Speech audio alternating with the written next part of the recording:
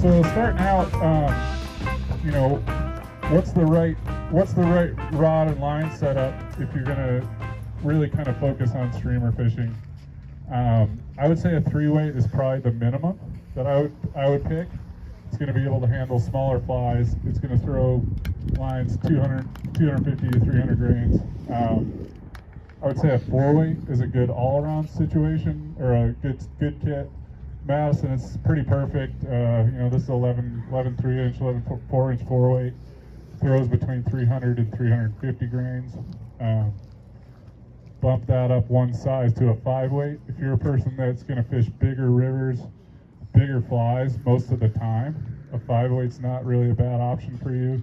You know, and when I say bigger, I mean like, so, you know, I got a dumbbell eye woolly bugger on here. I'm talking about bigger than this, you know, 3 inches, maybe starting to deal with some rabbit.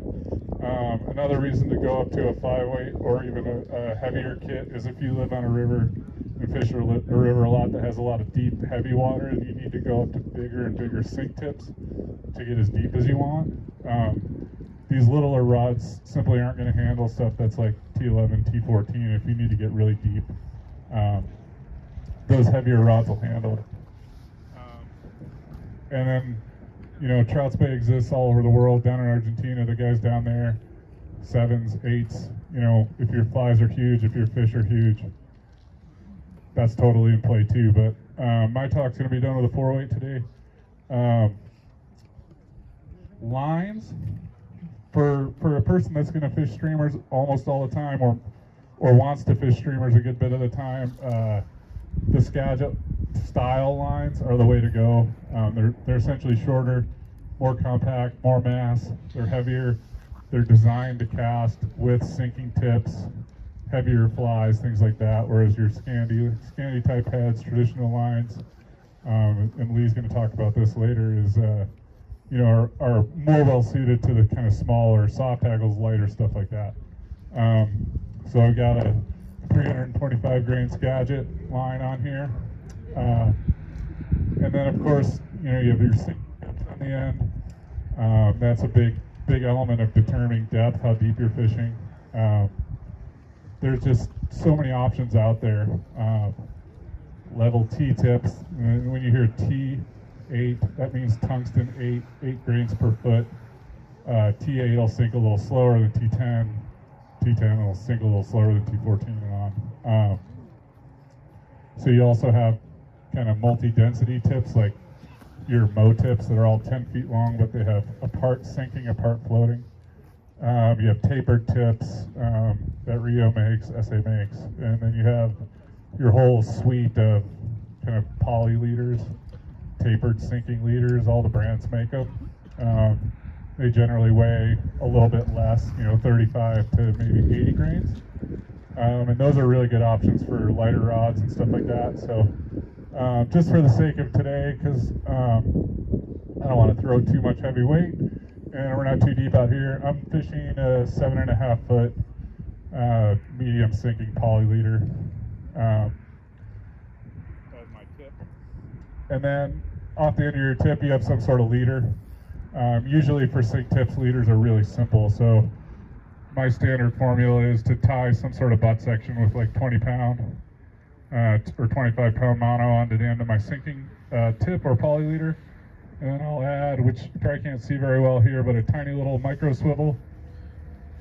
And that allows me to clinch knot on a level section of tippet. In this case, it's 10 pound. But so I've got about 4 feet of that on here today.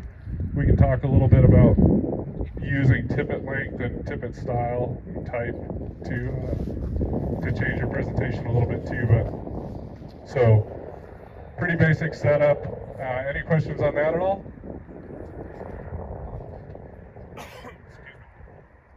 All right. So after that, is that okay? In terms of the streamer presentation, there's really, like I mentioned, 3 parts. So you have swing speed, swing depth, and then action of the fly. So I'm going to talk about swing speed first, and Eric did a good job talking about this. So I'm going to do it pretty quick. This is obviously not a streamer or a sink tip, but you're going to be able to see it. So, the way swing speed works is the more line that you have perpendicular to the current touching the water, the more the water can engage with the line and basically pull it across the river. Excuse me. So, Eric talked about the 70-degree angle. So there it is. If I do nothing, you can see my fly pretty well. So it's coming across pretty horizontal, or pretty perpendicular to the current, and it's moving pretty fast. So I can do lots of stuff to change that speed. If I throw more across and keep that belly even bigger, it's going to be even faster, even more broadside. So if I want to fish my fly faster, sometimes fish are more aggressive. They want a faster moving fly. Sometimes fish are feeding on faster moving food. You're going to want to speed up your fly. If you want to speed up your fly even more, and it's out there, get your belly, engage it, and strip it. Now it's really booking across. So that's great if you're fishing a fast fly. What if you come into conditions like cold water, maybe grumpy fish? You want to fish your fly slower. So you need to get the river to engage with the line less. First example of it is make your safe cast, but throw an upstream bend. And you can see right away that essentially the line is now much more in line with the current, and it's pulling it much less across. So you can slow it down even more the more you cast down stream. Slowing it more, and there's other ways to even slow it down more than that. So the speed of the swing is all about the tension on the line that the water's causing. So if you can take that tension away, you'll slow it down. One way to do that is put less line on the water. I can hold it, if I want to speed it up, put more in the water. I can also slow it down by, as it swings, feed line into the drift. You can see it slowing down. I think probably the most maybe complicated version of slowing it down is as it's swinging across, I step down, which is the same thing as feeding line. You can see it slows it down.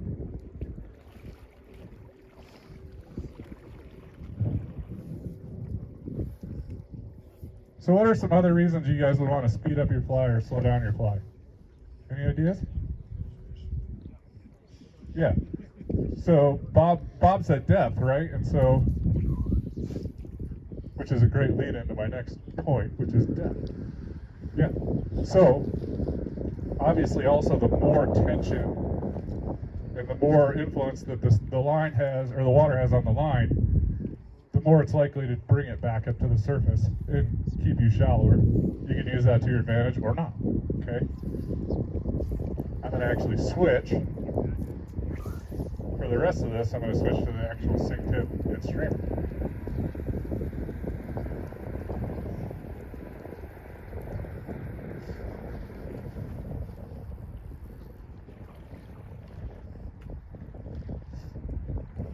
So we gotta pick our gear, right, depending on how deep we want to fish.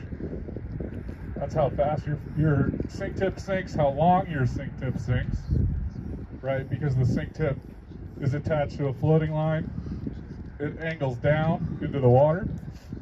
The longer it angles down for, the deeper it gets. So a longer sink tip, If you have two sink tips that weigh the same, if you have one that's longer, it's probably going to sink deeper. Other things that help you get deep are weighted or unweighted flies. And then I'll talk a little bit about the leader.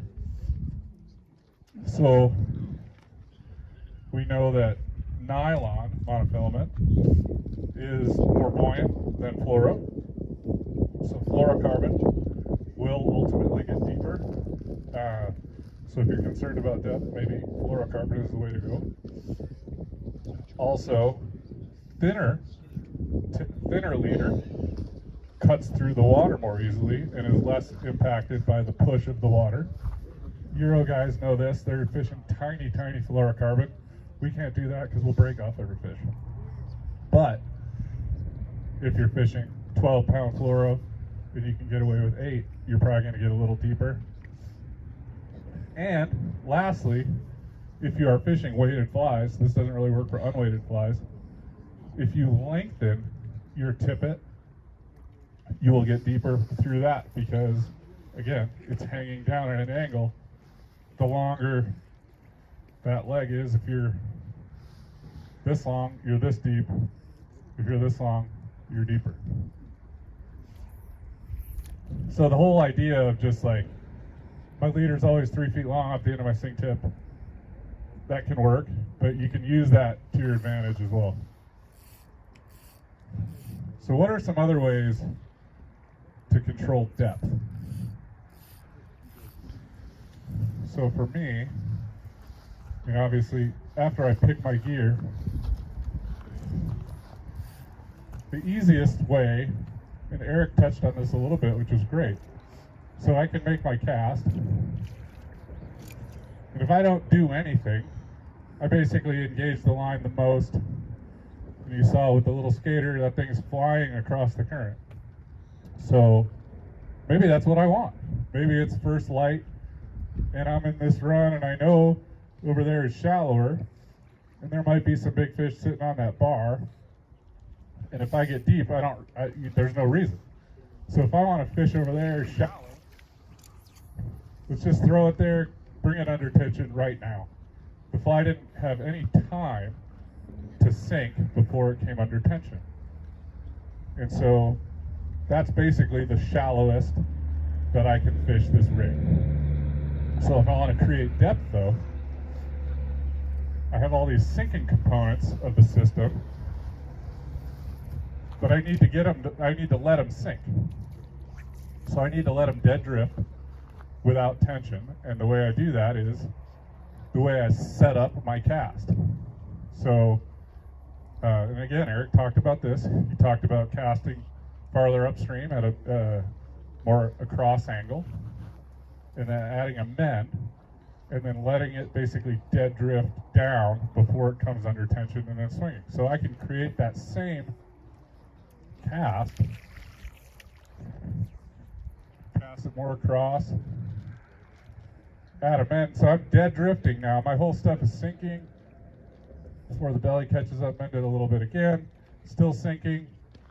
Now I come under tension and I'm fishing, but all that time where I was talking is 5 seconds or more. That whole setup is sinking deeper, and so it starts the swing deeper. It may rise up during the swing, but it's starting deeper.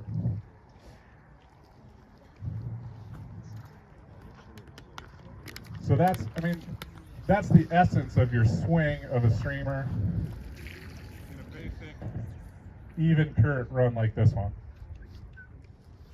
Set it up, sink it down as much as you want, get the angle that you want to create the speed you want, let her go. Hope they bite. But there's lots of other kinds of water that you fish streamers in that don't look like this. One of those is like a boulder garden. So lots of snags. This run has no snags. But if I have a boulder garden with lots of snaggy, rocks, or if I got a place with sunken willows or something like that are going to want to grab flies that stick up significantly from the bottom, but I still want to fish down in there. If I use this same kind of setup with a long sink tip and a long leader in that, and so I'm getting this long kind of sloping angle down into the zone where the fish are. I'm also getting a long sloping angle in my line, and my leader and everything is down there in the snags. So I can do something a little different there, and it's really what it comes down to is gear choice. So like the Mo style tips. So instead of running something like 10 feet of kind of medium sink rate line to get to a certain depth, maybe I'll take a Mo tip. It's 10 feet long, but maybe I'm using the one that's 5 feet of float, 5 feet of sink, and I bump up to a faster sink rate. So now I can achieve the same depth, but I do it at a steeper angle. And that steeper angle leaves less stuff down there swinging across to get in the rock. So there's really no difference in the presentation. That's just a gear choice for a different type of water. Kind of one other type of presentation where like extreme depth might be needed in particular is where you've got like a deep trench.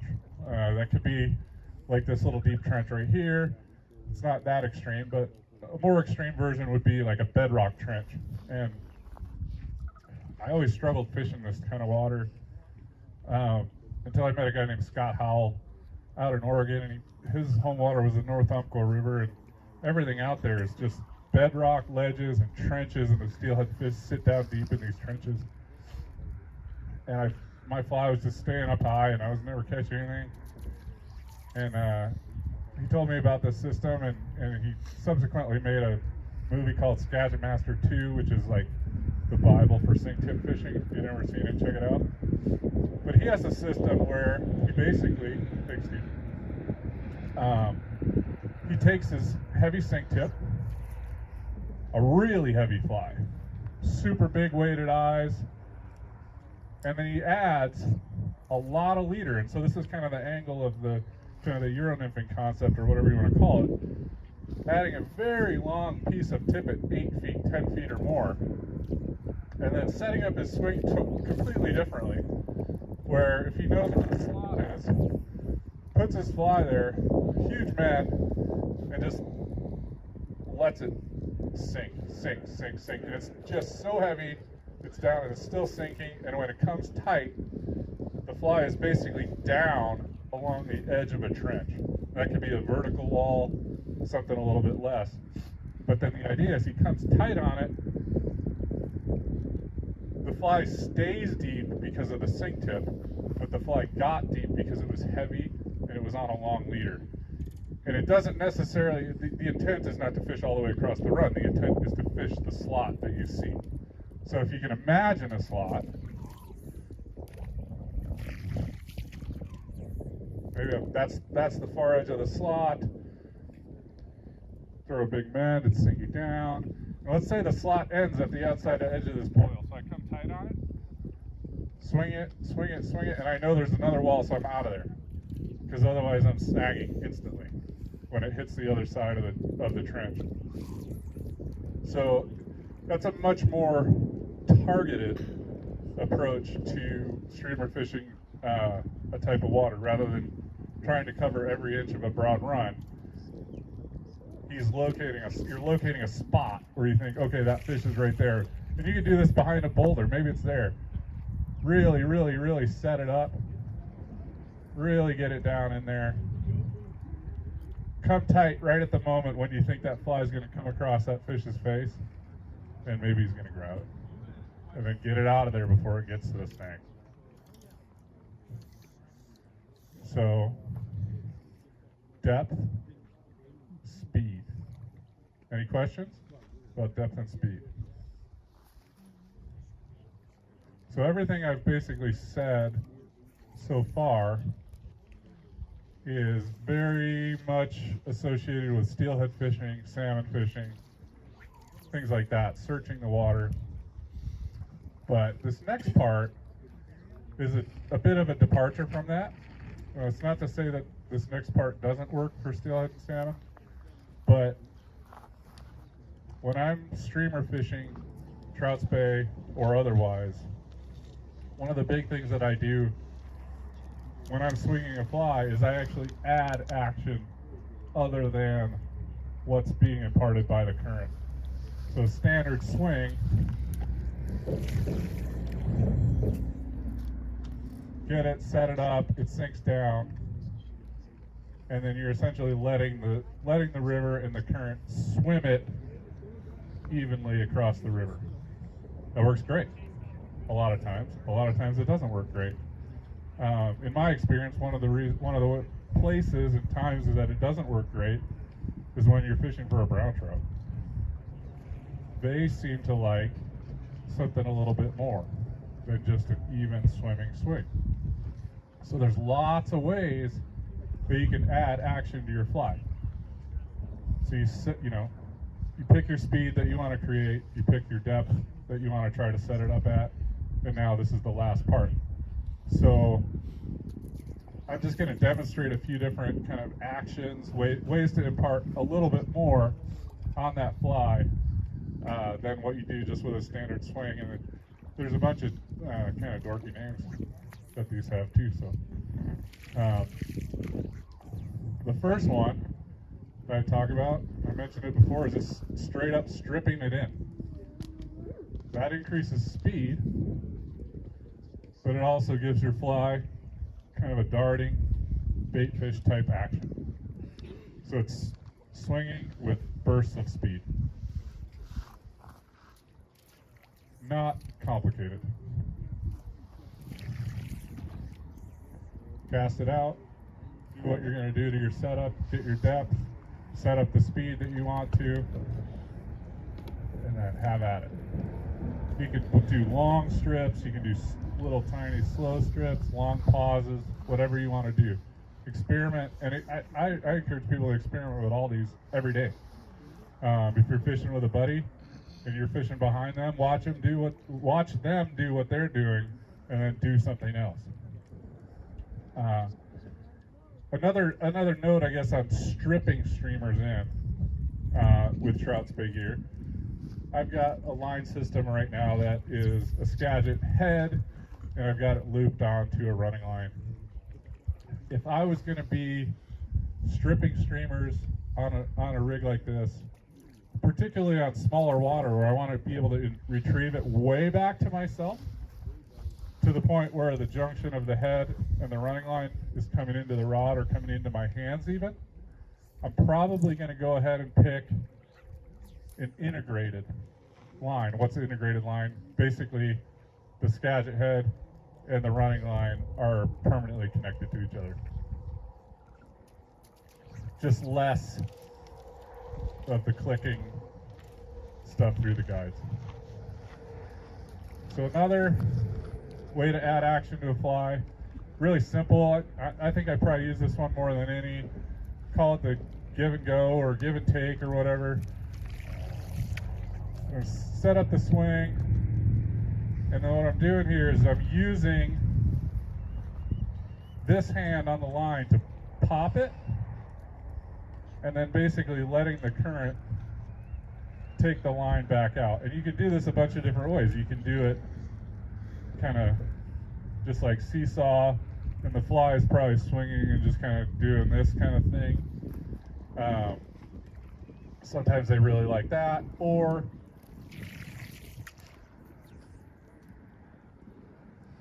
maybe I'm doing it a little bit more aggressively, popping it and actually letting it fall slack. And this is actually a pretty cool way to generate depth as well, because every time you pop it and it falls on a slack line, you have your weighted fly and it sinks back down. So you can actually stay quite a bit deeper doing this kind of move and letting it fall on slack line in between the strips. Same thing, you can do this big giant strips, like big 3-footers. You can do it with little tiny, like ding, ding, ding, ding, just little stuff like that. Fool around with it. So there's a version of that I use a lot if I'm swinging. Maybe I'm just regular old straight swinging, tight line swinging. Here it comes, and then something. I get the nibble, but not the good nibble, like just the little. So maybe I let it swing a little bit more, and I just maybe just give it like this. And this is like the deal sealer, right? So it's swimming, the fish checked it out. Now I give it a little tug, it's like trying to escape, or who knows, and it just breaks the fish's brain, and it just eats it right away. It's pretty cool how often that actually happens. Other ways, you can kind of push and pull with the rod. I'll do it on this side. So you can just hold it tight and just kind of, this generates essentially the same thing as with the line hand, but it's all with the rod hand. And you can do this, you can seal the deal with this either, as well. You get a little grab, bounce it a little bit, get a little bit more action. And then I think the last couple of things that are worth mentioning are both kind of, they're a little specific to the hang down. So the hang down is when your swing happens and it's done. And it swings around and it swings around and it basically stops swinging. It's just hanging down here. And this is like when you get the bite down here, many times good things don't happen because you don't have a good tension on it. But the thing that does happen a lot is the fish will swim across, following your fly, and can't decide what's going on. It slows down, and then it's thinking about eating it, and you just strip in to make your next cast, like bam, bam, bam, and it's like, oh, where's the fly? So instead, I encourage you to, when your hang down is happening, before you start stripping wildly to make your next cast, make either a move that's like a drop back, where you lean into it. So basically your fly is here, fish is here, the fly sinks down and towards the fish, and then pulls away. A lot of times that'll trigger a bite. Or when you're all the way down there, before you go to strip up to make your next cast, just do some fishing stuff. Maybe just 3 or 4 of them, and like the number of times you get a fish doing that is actually, some days that's all your fish. And so if you didn't fish that little bit extra, 4 strips or something at the end of the hang down, maybe you doubled your catch for that day. Any other questions? Any other actions? Oh, actually, one other one. Yeah. Same idea, but using the rod tip to basically make a bounce in the fly, adding action. And you can incorporate little mends into that, where it kind of it bumps it, slows it down, bumps it, slows it down, makes it real erratic. Maybe you want to add strips in there too, and you can do all this stuff, right? And fool around with it, because every once in a while, like, you invent something that works. Questions on adding action? Yeah. I realize you're talking subsurface. Do you like an action where you might be fishing like a skater or action you like best? One method you like best? Yeah, I mean, I think so, right? I mean, you can certainly, like when I had the skater there, that skater is a giant pink thing. It could be a small mouse fly. It could be a big October caddis skater or something like that. And I think you can definitely just do a straight swing. But like, if you've watched October caddis, they do kind of runs and like little jiggles. So adding a little bit of a jiggle with the rod tip can be good. I haven't done it a lot with trout, but with steelhead in like really heavy water, for some reason, really giving it a bunch of action and creating like a bunch of disturbance on the surface. I don't know if that just lets them actually see the fly for the first time, and then they go find it and eat it, but that can also trigger a bite too, just like more of a popping. So it pops and then just drifts back, pops, drifts back. Those are kind of the two that I would do the most, I would think. Yeah. So I think the last thing, if there's no other questions, the last thing I want to talk about is I'm going to fill the gap between everything else has been, which is presenting the fly, and then fighting a rod sock, which is, or a fish, or whatever. But there's that moment that we're all waiting for when one of them grabs it. And the question is, what do you do? Like, what do you do when one grabs it? What do we do? Hold on tight? I mean, there's lots of things that you can do. A lot of them are not good. So one of the real differences between swinging and, say, stripping a streamer or something, or dead drifting something, whether a dry fly or not, is you have tension here, right? And so the fly is under tension. Fish are not used to eating food that is tied to a string. They're used to being able to swim up to stuff, suck it in, and have it just like go into their mouth, and then they do what they do. So unfortunately, we have a string that is stopping the fly from going down into the fish's mouth on a lot of occasions. So you get a lot of grabs that don't amount to anything. But if you get a grab, and I'm talking just kind of a grab, the worst thing that you can do is set the hook. Because as soon as you do that, you're pulling it away from the fish. Particularly on this bottom part of the swing, the fish is probably grabbing it from behind, and your pull pulls it straight out of their mouth. So what do we do? I mean, the steelhead guys say, do nothing. The soft tackle guys say, do nothing. I think you almost want to do nothing. You want to do nothing until you do something. So the right moment to do something,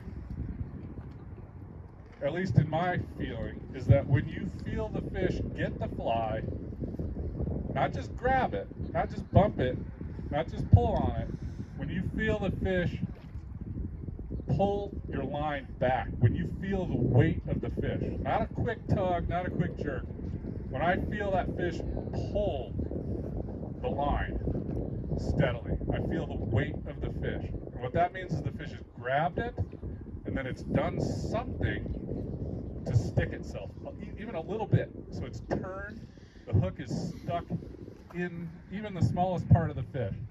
And once it's sort of stuck, I do something. And what I do is sweep the rod basically up and back to the bank that I'm standing on.